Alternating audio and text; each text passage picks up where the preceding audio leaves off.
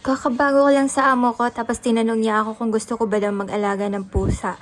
And I said yes. Gustong-gusto ko mag-alaga ng pusa. Alam niyo kung bakit? Mas magandang kasama ang alagang hayop like cat, dog, kasi stress reliever po sila. Pero minsan nakaka-stress din sila. Depende po yun, lalo na pagpasaway, char. Tapos sasabay na busy-busy ka sa work. Wala lang. Flex ko lang tong video ko na bago burahin ni Facebook kasi nakalagay ito sa kabilang video ko which is naka-live.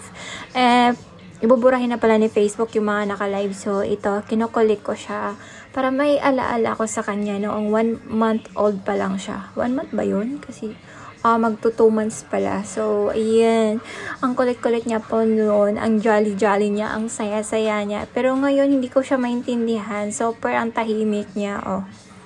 Kabaliktad na nung baby pa siya. Tapos, ang harot niya dito. Ang pinakaayaw ko sa kanya nung maliit pa siya is ang hilig niyang mga gat. Nung gusto mo lang naman siyang i-baby, hawakan. Pero kinakagat ka niya. Tapos, aside of that, no? Ay, nako talaga tong pusa na to. Wala siyang lahi. Parang Philippine cat lang ata to.